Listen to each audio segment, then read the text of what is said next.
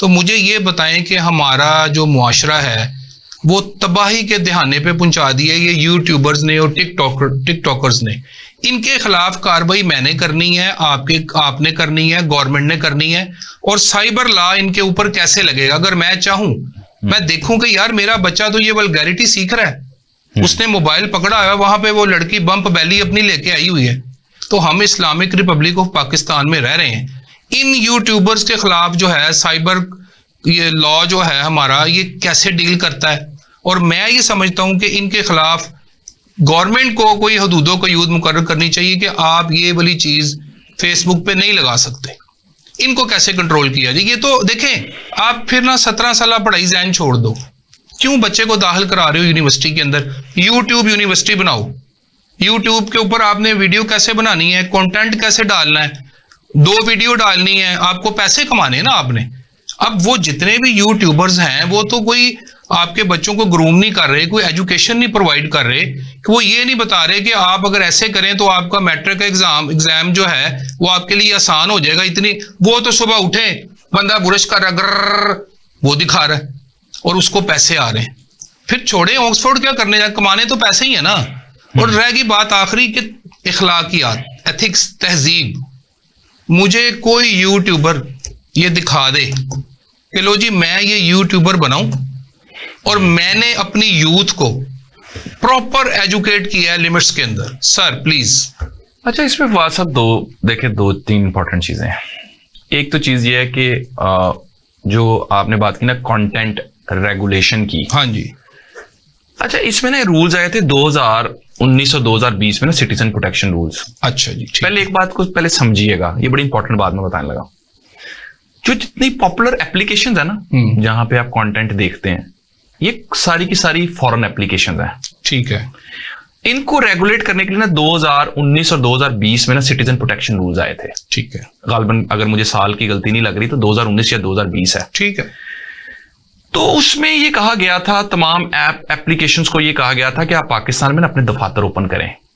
ठीक है। Government of Pakistan ने उनको इजाजत दी कि आप अपने ऑफिस ओपन करें, ताकि अगर कोई कंटेंट डिलीट करना हो, कोई कंटेंट रेगुलेट करना हो, कोई डाटा रिसाई की जरूरत हो, तो इतने घंटे में 48 आवर्स या 72 आवर्स में वो डाटा या वो कंटेंट रिमूवल की बात हो सके। क्योंकि सेक्शन 37 जो है वो अनलॉफुल कंटेंट की बात करता है। अच्छा, ये मुझे अच्छा होगा, मुझे आपने एजुकेट कर दिया। 37 जो है वो पीका लॉ में, हाँ जी, prevention of electronic crimes act. ठीक है। इसमें आप जो है वो प्रोहिबिशन कंटेंट जो है अनलॉफुल कंटेंट की बात करता है। अच्छा, एक चीज और समझिएगा, पूरी दुनिया में अगर आप जाएंगे ना, तो पूरी दुनिया में इवन के डेवलप कंट्रीज के अंदर भी अभी एक यूके बेस्ड रिसर्च एक आई है जिसमें उन्होंने 8 साल की डाटा कलेक्शन में बताया कि कितने ममालिक से कितने हजार रिक्वेस्ट आती है फॉर डाटा रिमूवल।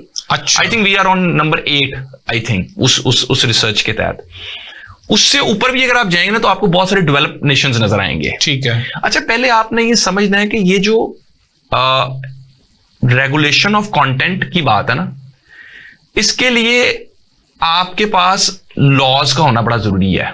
अच्छा, ठीक है। दूसरी बात यह है कि एक रूल्स, जैसे मैंने आपसे पहले बात किया, वो रूल्स इंप्लीमेंट नहीं हो सके। ये 37 की बात कर रहे हैं, रूल 37 तो इज अ सेक्शन, ठीक है, unlawful content, but citizen protection rule separate आए थे। ठीक है। ठीक है। आए, लेकिन prevention of electronic crimes act के तहत ही रूल्स बनाने का क्योंकि इख्तियार था, तो उसके तहत ये रूल्स बनाए गए, और रूल्स जो आए वो इंप्लीमेंट नहीं हो सके। क्यों नहीं हो सके? देखिए, उसमें ऑफिसेज नहीं ओपन नहीं हुए ना, कंपनीज की तरफ से ऑफिस नहीं ओपन हुए। यहाँ पे ऑफिस होता तो एप्लीकेशन जाती है। आप अगर किसी कंटेंट को रेगुलेट करना चाहते हैं ना, तो उसके लिए देखिए 2-3 उसके लिए चीजें होती हैं। या तो आपकी लोकल एप्स बने, या जो एप्स ऑपरेट हो रही हैं उनके ऑफिसेज यहां पर हों, या फिर आपका उनके साथ म्यूचुअल लीगल असिस्टेंस ट्रीटीज हों। ठीक है, यानी कि अगर लेट्स सपोज किसी अकाउंट के थ्रू कोई ऐसा काम हुआ है, किसी को डिफेम किया गया, कोई किसी की प्राइवेसी को ब्रीच किया गया, तो आपके पास उस कंटेंट से रिलेटेड कोई भी इंफॉर्मेशन आ जाए। ठीक है। उसके लिए आपको डाटा प्रोटेक्शन लॉस, उसके साथ ही आपको लीगल म्यूचुअल असिस्टेंस ट्रीटीज, उसके साथ ही आपको टेक्नोलॉजी में अपडेटिंग द टेक्नोलॉजी। ठीक है। और सबसे इंपॉर्टेंट, हर साइबर क्राइम रिलेटेड जो लॉ है वो आपको अपडेट करना पड़ेगा, उसमें अमेंडमेंट सीक करनी पड़ेगी आफ्टर एवरी 6 months। ठीक।